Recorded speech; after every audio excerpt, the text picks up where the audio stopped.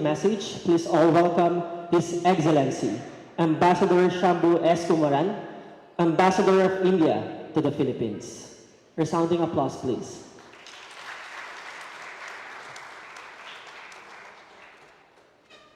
Thank you very much, Honorable Matthew J. Marcos Monatok, Governor of Ilocos Norte, Honorable Cecilia Araneta Marcos, Vice Governor, Honorable Bonito Singson, Mayor of Vegan City, Honorable Dr. Medeldorf Gawat, Board Member of Trade and Industry of Ilocos Norte, and Honorable Rafael Salvador Medina, also Board Member, Mr. Dilip Tiwari, President of the India Business Forum, and all distinguished members of the forum who are there, my dear colleague, Mr. Nishikant Singh, Councillor, Economic and Commerce, distinguished guests, ladies and gentlemen.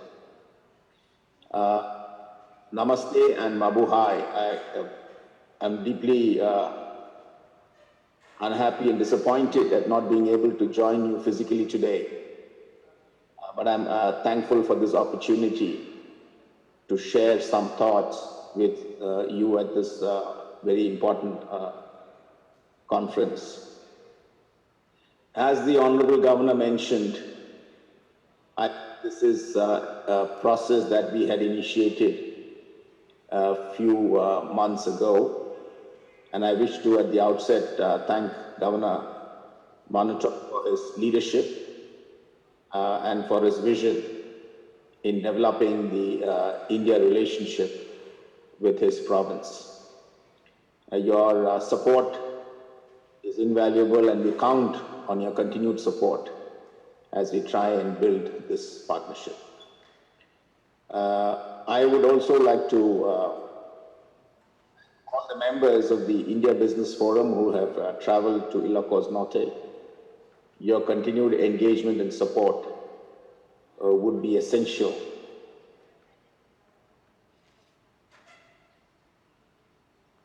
as we continue to explore the possibilities of this partnership.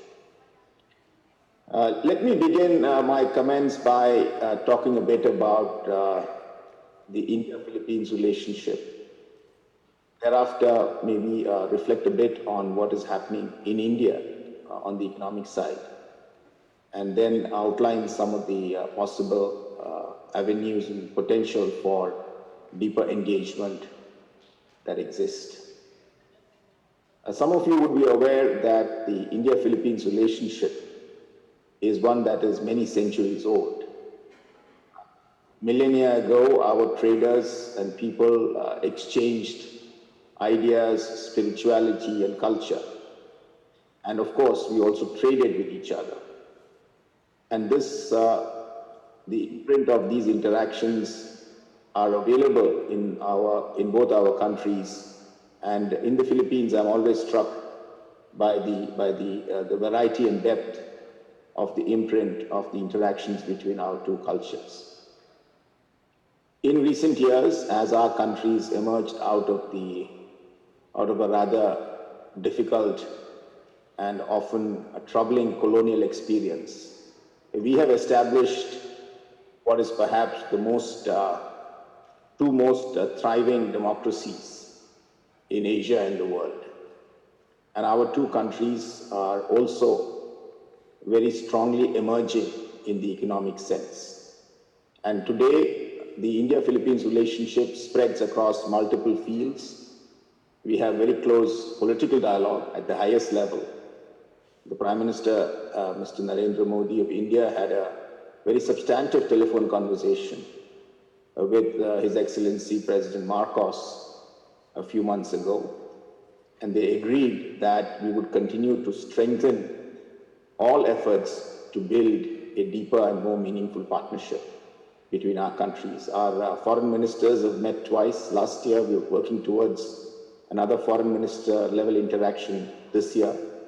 There have been other senior official and ministerial level interactions, testifying to the very close conversation and dialogue between our countries, both on issues of bilateral interest, but also to understand how both our countries, our emerging economies and democracies are navigating what is essentially a very complex international environment, and to safeguard our societies and our economies and the growth trends in our economies from what is happening through these external shocks. So in itself, this political dialogue and this international dialogue is of great value to both our countries. Separately, our two countries have seen our trade and economic relationship blossom over the past years. Last year, we crossed significant milestones in our trade partnership, and we are looking towards working on a preferential trade arrangement that will allow the companies of both countries easier access to each other's markets. And I do hope that this process can be fast-tracked. There have been continuingly strong investments from India into the Philippines, particularly in the IT BPM space, but also in terms of infrastructure investments such as in airports. We've had investments in healthcare and pharma. We had investments in agricultural sector. And we also have recently seen investments in new areas such as chemicals, etc. So there's been a continuing interest in corporate India in the Philippines. And as the Philippines economy continues to grow, I would expect that this interest will expand. The more interesting element for me in terms of all of this new engagement, whether it's political dialogue and the expanding economic relationship, is the warm and friendly relationship between the people of India and the Philippines. I think this is something that is very promising as we build a deeper and more meaningful partnership. Our people have a deep appreciation and affection for each other. And I think this will sustain and nourish the partnership into a very meaningful partnership in the years to come. In terms of the India-Philippines relationship, the broad parameters I've outlined. I think I also would like to tell our Filipino friends a bit about India itself. As you would be aware, India has just overtaken the United Kingdom to be the 5th largest economy in the world. And by current trends, we would be the 3rd largest economy after the United States and China by 2027 or 2028. Our economy is doing extremely well in a range of areas.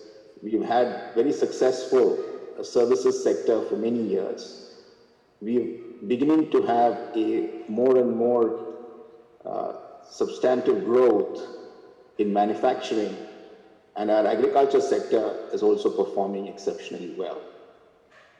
So as India grows, it also opens up opportunities for our partners in Asia. And the interesting similarity between India and the Philippines, quite apart from our sometimes noisy democracies, is the fact that we're also very young as societies.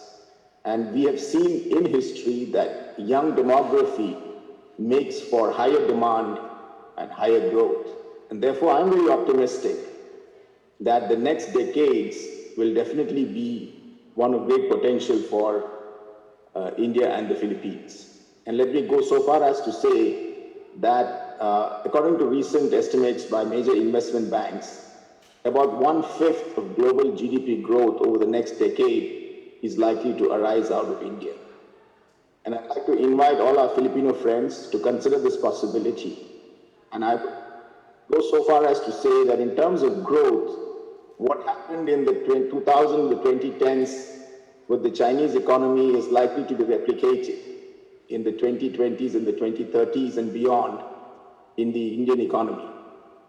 India is growing, India is emerging, and India is open and ready for Philippines to engage with it.